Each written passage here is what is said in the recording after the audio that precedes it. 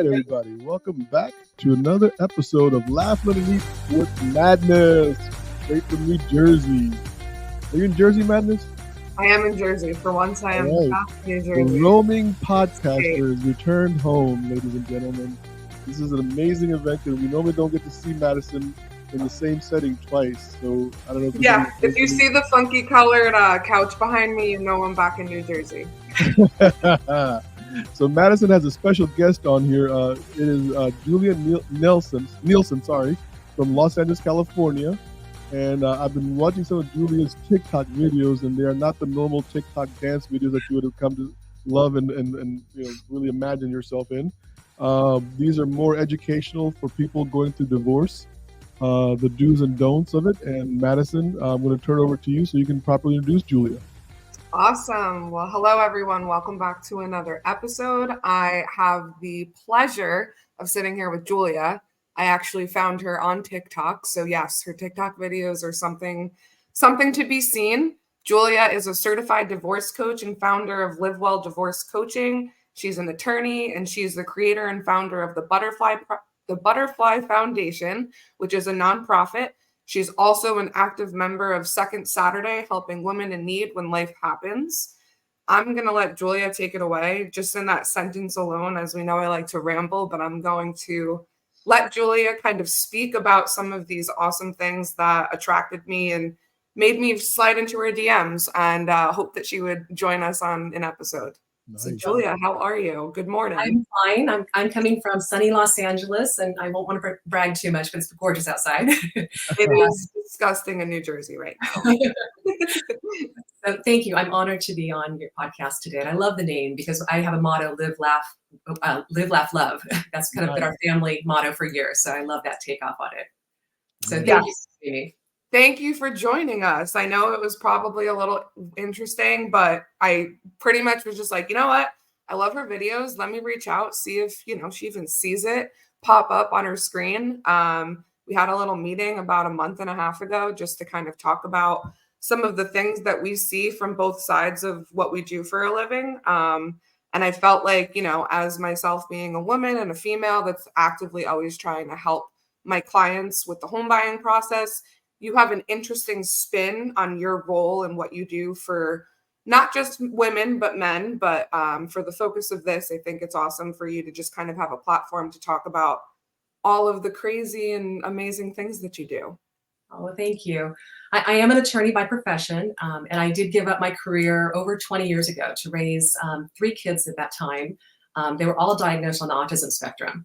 And so I had my hands full. My husband at the time was a great provider, and we clearly needed mom at home more than we needed more money.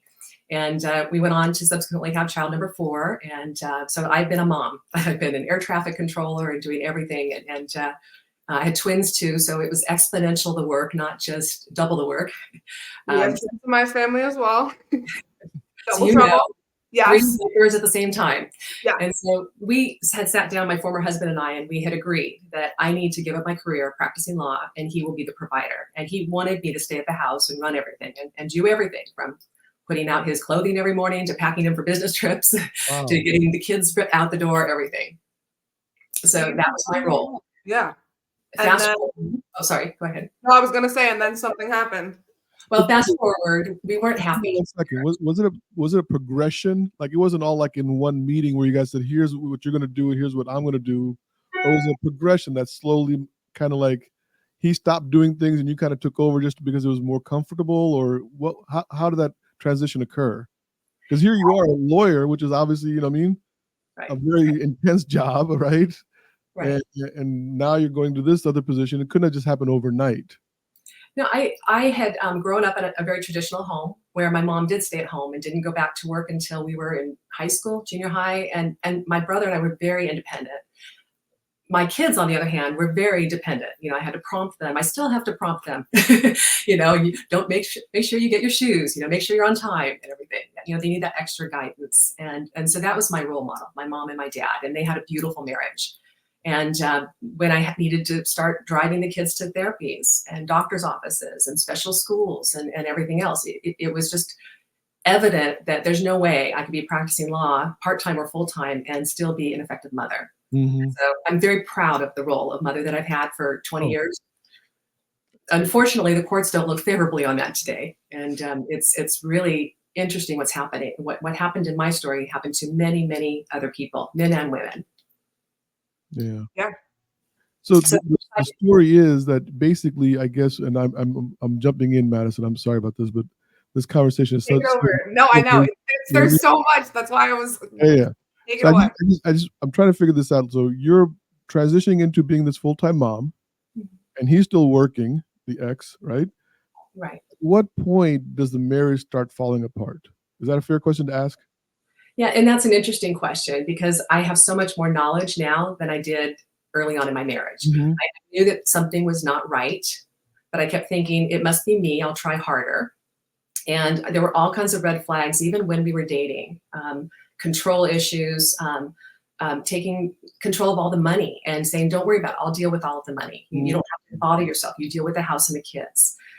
And got to the point where I was just signing documents without reading them and deeds without reading them. Yes, I had deeds. It was one chapter in law school and real property. Okay.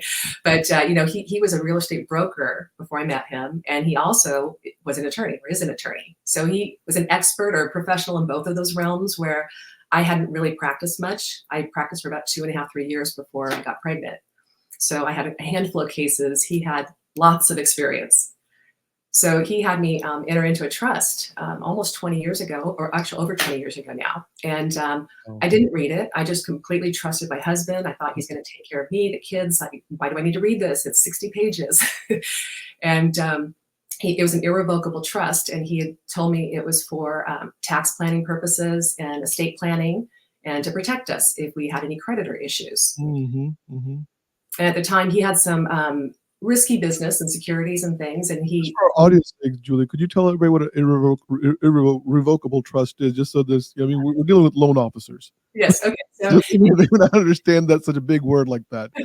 it's an estate planning tool. So instead of just having a will that has to go, to possibly to probate or, you have to go to court to decide it, they're revocable trust and irrevocable. And revocable, you can revoke at any time of a divorce, for example. Mm-hmm. But an irrevocable trust is supposed to be in perpetuity, forever, that you can't revoke it. Now, in my divorce, I learned that you could actually form another irrevocable trust and divide the property equally between both parties. But California doesn't have a law right now what to do in a divorce. We never talked about divorce until that day happened. Let's get a divorce. And so we had this trust issue. And in divorce, I found out that he thought that the divorce was all his property because he earned it. Mm-hmm. And I was a stay-at-home mom, and that was my job, even though I didn't get paid for it, obviously. Well, paid in different respects. Sure. And so we actually had a court hearing, a trial, and the judge did say it was community property, all of it. And we're talking a lot of money here, tens of millions of dollars. It wasn't just like a little savings account or something. Mm-hmm. We acquired over 50 properties during the marriage, and he had me quitclaim them to him and put them in a trust. And I didn't understand the legal implication of it, and I didn't hire an attorney to help me understand it. And so I won the argument that it was all community property, but the judge didn't like me, was so impressed with how he had amassed all of this wealth as an attorney and not a trust fund baby himself or something. And so he didn't require him to share.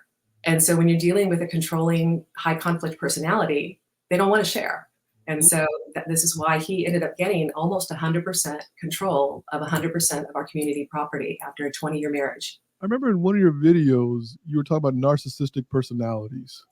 Right. And you were nice enough to say you don't know if your husband was or ex-husband was narcissistic. I thought that was a very nice compliment that you gave him. And that could be an attorney disclaimer coming out too, because as far as I know, he has not been officially diagnosed. But the more I educate myself on this type of personality, I see that the red flags were there when we were dating on certain things. Even early on when the wedding date, and he was adamant about, no, it has to be on this date. Even naming the twins, we wanted to have names that would match our initials and make it kind of cute, boy, girl. Mm-hmm. And he refused to name her my middle name because he said it was too Catholic and wouldn't let me do that. So there were all kinds of red flags, little things and big things. All Interesting. right. Yeah, no, lots to unpack there. So I think one of the underlying themes with all of this was the theme of trust, and how a lot of the times when you're in a marriage, you're in a relationship, you're in a partnership for that matter, whether it's business or personal, trust is a huge factor that goes into money. And I always say, just from the mortgage lender's perspective, there's so many times where clients are trusting of one another, or just money in itself is a very vulnerable topic. So even, people assume because they're married, you have open conversations about finances, you have open conversations about property, just possessions that you guys own together, assets, all those kinds of things.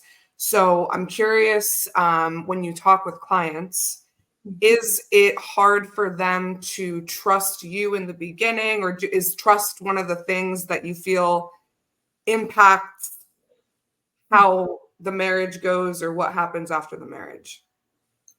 That's a great question. And I think that because I am so transparent about my story, and I tell the good, the bad, the ugly, and there was a lot of ugly that was not on TikTok. But I think that when women hear it, they start resonating with it, and they realize this is me. And some of them don't even realize what type of personality that they're dealing with. They just knew all these years, why is it so hard? And why is all my friends' marriages so much easier? Why do they have a partner and I don't? Why does he just take off and come and go whenever he wants, and doesn't tell me first, or whatever. And so I think that the trust issue is not, in my case, it's not, but I know I personally have trust, signing a document. I have PTSD, I had to sign the settlement agreement for the divorce and I was shaking. If I sign a loan document, when I got my mortgage, I was shaking because of that trauma. Should I sign this or not? Even though I knew I had a team around me saying, it's fine, you can sign it. Yeah. I think you might have answered this, but how long was the marriage for? How many years? It was 20 years, and we're separated, and then the divorce process was over 4 years. And so it was in total almost 25 years that we had been together. Wow. Wow. So Madison, when you ask about that trust issue, you think about that, it's like 25 years. How many, this is kind of, let's a little bit granular. How many years did you not trust him out of the 25? I trusted him up until the divorce. And it wasn't until he had agreed to a fast, friendly, and fair divorce for the sake of our children. Mm-hmm. And several months into the divorce, he canceled my credit cards. He took control of our joint account. He got me kicked out legally out of the master bedroom, even though my office was in there. Wow. Eventually, he had me wrongfully arrested to get me out of the house. And that's when I realized I was not safe there. He admitted to having me under surveillance. And these were things I had no idea that was going on. Wow. And I don't know if it was my blinders as an empath woman, and there's a lot of us. But the more I talk to women in my circles and neighborhood, it's happened to so many of us. And many of us are professional women, doctors, lawyers. After the arrest, I went to a women's shelter, and I was shocked at how many people were just like me. It's not that image of domestic violence where you think it's somebody who's uneducated or has money issues or something. There's a lot of women don't even know that they are in a relationship like that until the divorce, and that's when it escalates. Yeah, I guess when you got kicked out of the house or whatever, when the police actually came, is that what happened? Yeah, it's kind of wild. I had actually gone to church, came home to have my annual vision board in the beginning, Right. This is the day I got divorced. Housewife, you know what I mean? I'm just picturing the perfect stay-at-home mom that goes to church, does everything correctly, has over trust. You're just the ideal housewife. Yeah. Well, friends called me super mom for years because they said, "How do you do that? I can't even do that with one kid, let alone 4 kids." They were my career. They were my life. Yeah, because I think too, one thing, if anyone isn't familiar with someone with special needs, they thrive on structure. And so to have structure in their days times 3, right? Because it's not just following the structure, and then also giving the time and affection and attention to each of them as individuals, making sure, because I'm one of 5 too. So I know just from that perspective of seeing my mom try and, divide her attention amongst everyone, you also just lose yourself maybe a little bit in the process of that. Definitely my identity. It was shocking upon divorce when it was stripped away from me, basically. And Yeah. there was no acknowledgement for everything I had done for those 20 years. So when this all happened, you said you went to go to a support group. So this is something that I always find interesting just from the perspective, because I feel like right now, especially with TikTok, there are life coaches, there are career coaches, divorce coaches, accountability coaches, there's credit coach, right? There's like all these resources and all these people. And I feel like it's an extreme of like, if you were to see things maybe 10, 15 years ago, there weren't that many groups out there that were offering support, especially for women. And now on the other extreme, I feel like there's an overwhelming amount of support and resources and opinions and experts on the topics. So I'm curious to know, was there, or you obviously found support back when you went through all of this. So is there something that kind of inspired you, or was there a lack thereof, maybe, of not enough support that kind of drew you to wanting to start your own journey with being a coach? Yes, definitely. This is going to be a two-part question. You'll realize with me, I ramble and I start answering my own questions. So I'll start there and then I have a follow-up question. So when I started my divorce process 7-8 years ago, I knew I wanted a divorce. I thought I had all my ducks in a row, and thought I had gathered all the financial information. That I had no idea what I was reading, and thought I had everything, and realized that I didn't. And I wasted a lot of money with attorneys and going to them and asking questions that I really should have had the answers, or worked out with somebody else first. And it wasn't until Second Saturday and hosting those workshops every month that I was introduced to a divorce coach, a certified Can you divorce explain coach. what Second Saturday is to the listeners?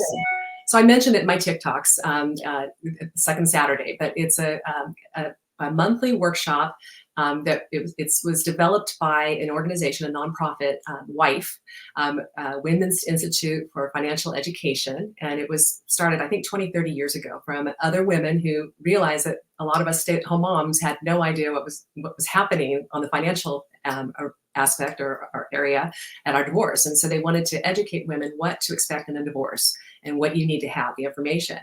So we do it for free here in LA. It's all over the country. You can go to wife.org and find a local one. Some of them are in person, some are in Zoom, but it's a great organization. We have an attorney, family law attorney. We have a real estate broker, mortgage broker. We have a coach, a divorce coach or a therapist on, and every once in a while we'll have other special guests in my group. But it's a wealth of information, and I'm still learning things. I'm an attorney. I host these every month, and I still learn something new from this amazing team every month. So fast forward to going through the Second Saturday, is that I decided I want to coach other women. And I don't want to just be a coach, because anyone, you're right, can be a coach. And yes, I have a lot of life experience, and I do have that attorney hat that I used to wear. But I wanted to be a certified one. And so I went to the CDC, and they are actually recognized certified divorce coaches on the ABA, the American Bar Association website, as a wonderful team player, or team member rather. I did not have a good team when I first started the divorce. I didn't have the best attorney. I had to get another attorney, and realized I hired a great financial guy who's kind of nerdy, that would be able to, relate to my former husband, and they could just talk finances, and we could divide it in half, and we could go our own way, because California is a community property state. And after the wrongful arrest, I got up on the stand, and my attorney did not know how to do litigation well, and he just threw me under the bus. And so I realized I need to get a warrior. I need to get a litigator. If I'd had a divorce coach at the beginning, I didn't even know about them at the time. They could have sat down and said, "Okay, now tell me about your former husband, or tell me about your husband. What's he like? What is the business of divorce that we are entering into right now?" And yeah. I could have said, okay, he does definitely have elements of vengefulness in him. I knew that from 20 years. And I could have, we could have really gone through this path to get me a better attorney that was better suited for my needs. A divorce coach would have told them, okay, now financially, who do we need to get to support you? Who do you have in your circles? Do you have an analyst? Do you have somebody who can advise you with your investments? And really getting that team up front is so important. Mortgage broker, that's a huge one. If I had known up front, I had decorated the house and found the house. We were renting a home for 12 years. And finally, our 8-year-old daughter, our youngest, was in the master bedroom sitting area still. And I said, we need to get her her own room. You know, we need to buy a home. We've got enough resources to buy a home. Let's do it now. And so he reluctantly agreed. And I found the home, decorated everything. And then a couple of years later, that's when we decided to get the divorce. So it's very feminine, my home. and it's, you know, it's like, I don't even know why he would want it, really. I mean, it's, yeah. And so I wanted to buy the house, and he did not want to give me the resources to do it. And he actually forced me to go to court to get a court order to buy it at full price. I had to qualify for a mortgage. I didn't qualify on my own. My mom had to help me. And so we actually got really creative about that. She was able to use her retirement and help me with some of the wealth that my father and her had created so that I could get the home for the sake of the kids. Wow. And that was my main thing. You know, kids with special needs, like you mentioned earlier, they have transition issues, and I wanted them to have, you know, the foundation, the rock. Oh, yeah. Just uprooting them from what they know is a huge adjustment and a huge impact to their day-to-day structure and their day-to-day life. So I want to kind of circle back a little bit. There was a couple, I literally had to go grab a Post-it note because I'm like, I need to write some of these things down that she's talking about. So the first one that you said is you had a bad attorney and then you had to change attorneys. Right. So I always find that who you work with matters no matter what service industry you're in, right? You could have a good nail tech and a bad nail tech. So when it comes to the attorney side of things, I find nail tech. What? Did you just say nail tech? Yeah, like for any service industry, I was using that as an example, like little or big, right? So like even down to who you use to get your nails done, up to who you're going to use for your mortgage or your divorce, right? So with an attorney, I often find it's so weird, but sometimes when I feel like with women especially, they feel obligated to work with the first person that they speak with because they don't know that they have the option for options, right? Or they feel as though they've already given the time or they have already given money towards this person who isn't best suited for them or best going to serve them or in the best interest of them, or like you said, going to ask the right questions in order to present the case. And I always say to my clients, like, I am technically presenting your case to the underwriter. So everything that you tell me helps me help you get this through underwriting, right? So in terms of when you're coaching clients, I guess, do you always advise them on speaking with maybe multiple people before making a decision of who they work with? Yes. And just like you in your profession, you know, the more questions that you can have your client be prepared to answer, and the more information before you go before the person, it's going to be so much more cost effective. And they're not going to waste money, but also in helping them get the right person. So I help them actually go down that path and figure out what they need. You know, do they need a pit bull or do they need somebody who's a mediator? You know, can they do a collaborative divorce or is this going to go to litigation? And figure out really what's best for them. And so when I personally recommend people, I always give at least 2 or 3 names, and, you know, I'll help people find local people. And, you know, I have so many connections myself that, you know, it's not hard to say, hey, do you know an attorney who's in, you know, Philadelphia right now? You know, I need somebody who is there to do family law. Yeah.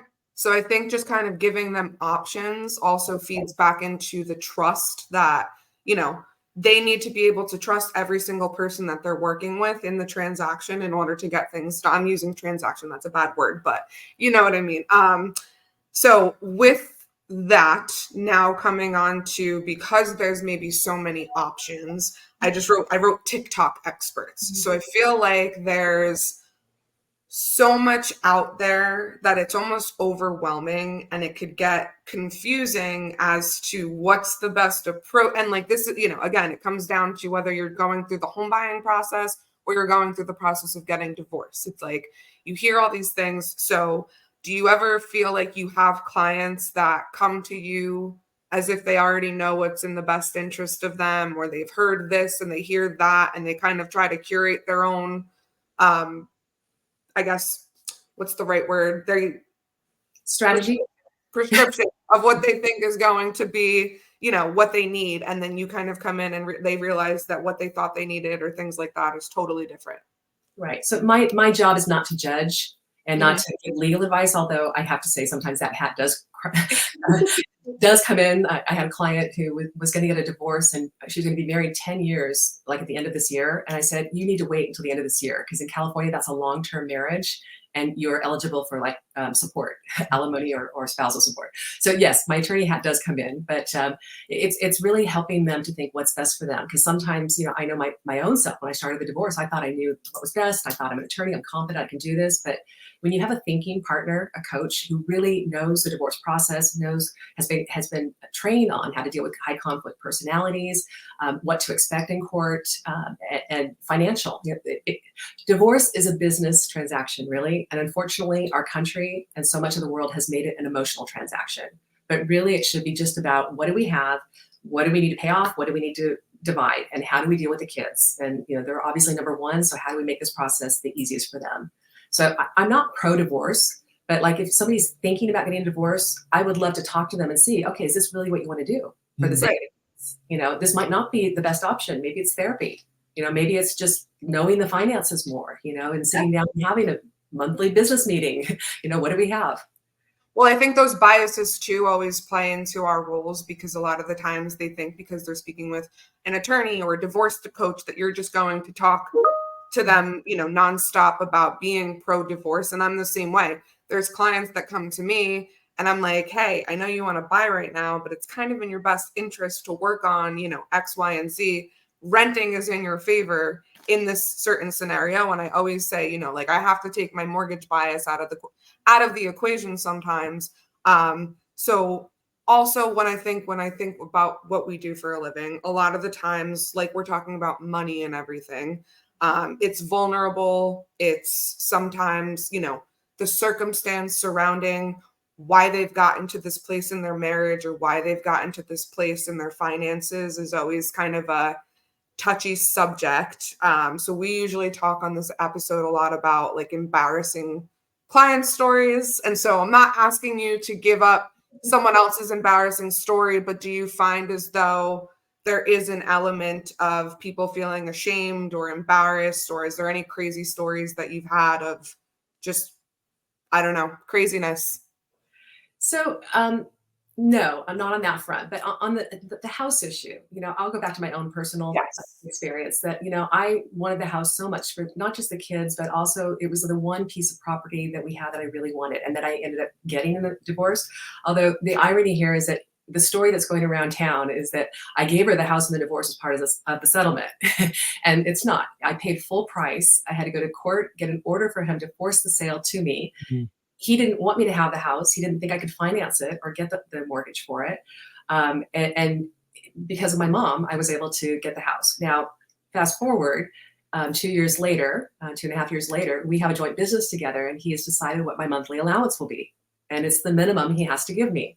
So I what you would call, house rich, cash poor right now, because I made that decision based on what the finances of our company were doing for 7 years prior. And my entire financial team sat down and said, of course you can afford the house. You've got more than enough and you'll be fine. And as inflation and its business grows, you'll do better. But when you have a personality like that, he's decided that this is what your minimum allowance is every month. And so it's really important to talk to a mortgage broker, especially that's a crucial person on my team, as a divorce coach, to bring that in to find out, can I afford the house? Can I really afford it? All of the insurance payments and property taxes and everything else, damage, wear and tear, all of that.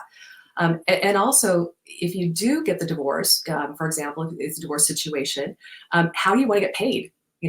What's best for you, for tax-wise, or qualifying for the mortgage? Is a lump sum better for you to have that lump sum, or is it better to have those monthly payments so that it shows a consistent income? And that's where a mortgage broker can, really advise the clients individually what's best for them. Julia, I gotta chime in here real quick. Yeah. Were you, because of your expertise as a lawyer and your background, I'm sure I'm not isolating you only, right? But someone with that kind of knowledge, was there any kind of embarrassment that you were in the situation you were in and you didn't really want to talk about it publicly? Because it must have taken a lot of guts to do what you're doing. Definitely. And at first I thought, how could I be so stupid? I went to law school. I practiced for a couple of years. I was smart, When we first met, I was managing an 84-unit apartment building. And, so I have skills, work skills. I was a pharmaceutical rep for years. And how could I let this happen to me?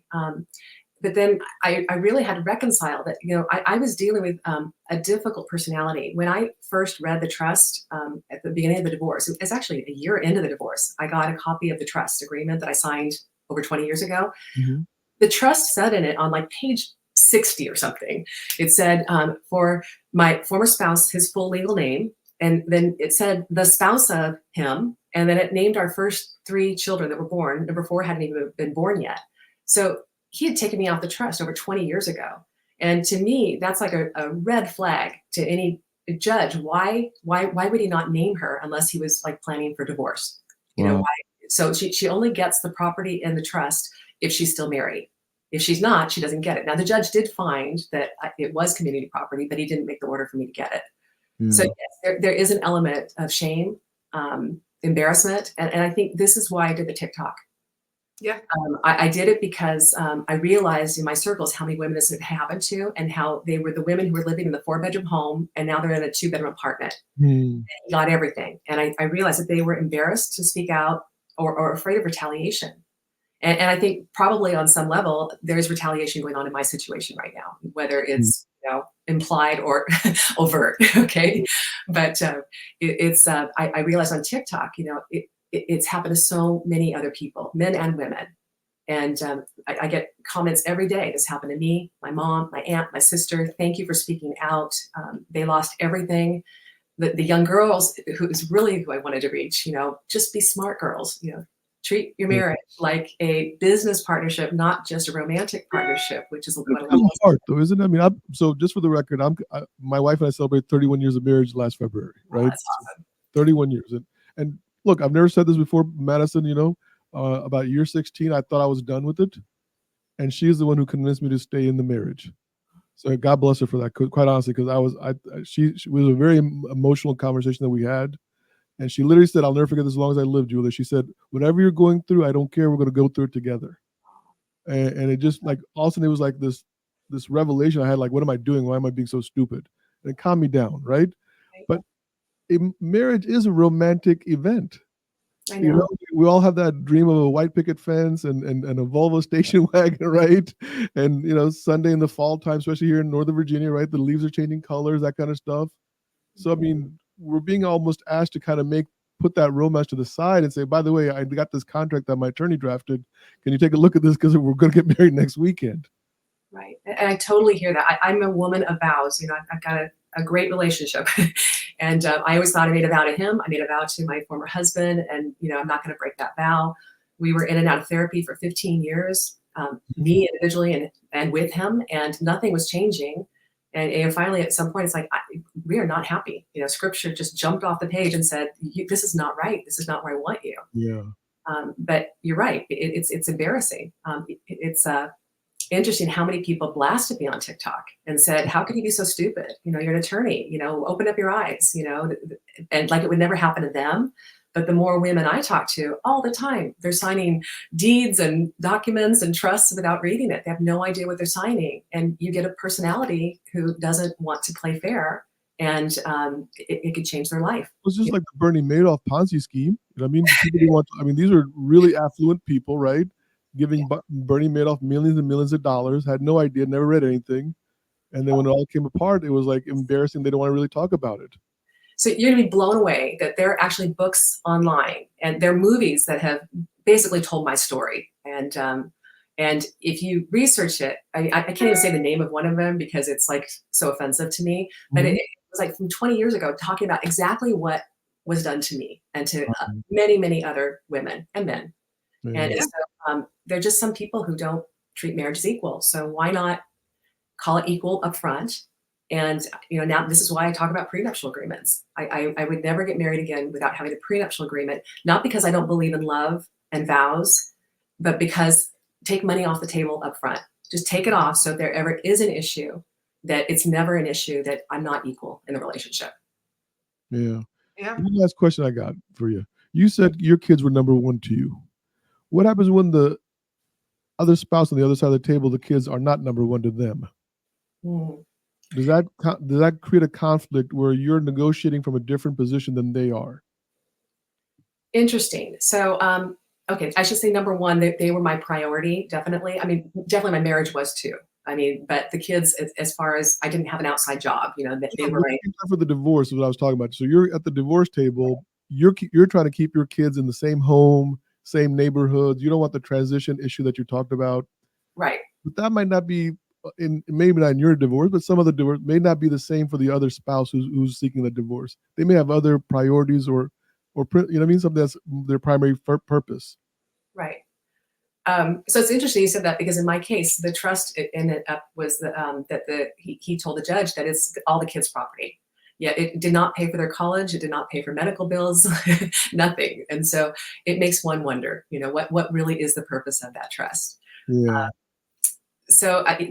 And there can be differing views, definitely. And I've always put my kids first and thought what's best for them. And even to the point where there were motions in my case where I had to go to court and get an order for things like keeping him out of the house at the beginning of COVID, at the very, very beginning, when we didn't know what was happening. And it was in Italy, and he went on a ski trip there and hopped on a plane and came back with all of his buddies and brought COVID here. and he wanted to come in the house, and I had to say, no, that's not, I need to protect my kids. These are kids with special needs and immunocompromised. And instead of having a rational discussion, it was going to court and spending thousands of dollars to get an order to say, no, keep out of the house, get well somewhere else. Wow. Yeah. So I guess, Madison, this is a heavy lesson for you to learn. You're in your late 20s, right? I mean, and you're kind of studying your life off here. Yeah. No, I mean, I think just from my own, my parents got divorced, my step-siblings' parent, there's just layers of what I've seen growing up as like the kid version of it. And then just what I see on what I do for a living every day. And I think it's very interesting because I think, the old way of doing things was to get married and then buy the house. But now there's so many people that I find that are buying the house and getting married, and just kind of seeing how we're talking about everyone views the marriage, it treats the marriage, what's financial and what's emotional, and what's treated as such, or how they should be treated. It's two different things sometimes. So I think this is all, super, super helpful. And I feel like in all of our professions, like the end goal is to help educate people and give them options and give them resources. And I appreciate all that you do for people out there and what you put out there on TikTok, because I know just as hard as it was probably navigating and going through all of this, I wasn't even going through a divorce, and your video spoke to me in a way that I was like, I need to get her on a podcast. So I can imagine the imprint that you're leaving on others and what's connected and resonated with others that have watched your videos. And just, I think that there's always room for more and more women and men alike to just get on there and educate and give resources and help others, the way that you weren't helped. I always say the best teachers are the ones who were bad students, because they know how to teach in the ways that they were never taught. So thank you so much for coming on our episode today. You're very welcome. Julia, people want to follow you on TikTok. I think your handle is Julia Lives Well, or yes, at Julia Live Well, LIV Well. No S, and right? Instagram too. Julia Live Well. And that's and on Instagram and TikTok. Right. And then is Facebook? How's your Facebook? Facebook, they let me out of suspension yesterday, so I have my account back. Yay! On Facebook? But my oh my gosh, over a month I was off Facebook, and it's impossible to find a human being there to talk to. So I had to go on LinkedIn to find a friend of a friend who works there. Oh my God. I didn't know they could ban you on TikTok. Keep your links safe from Instagram to Facebook. Otherwise, you're going to have to scout out for a Facebook blog. Right. Otherwise, you need to contact me on LinkedIn. Julia, we didn't get into everything, but we always want to welcome you back to another episode sometime in the future. There's so many different questions we had. You know what I mean? Yeah, I feel like we barely scratched the surface. Yeah, exactly. So this was more exploratory than it was. But I appreciate you being on here, okay? Thanks. And be well in LA. Survive everything out there. That's the crazy. Yeah. And let's get out of here, Madison. What do you think, huh? All right, JP, wrap it up.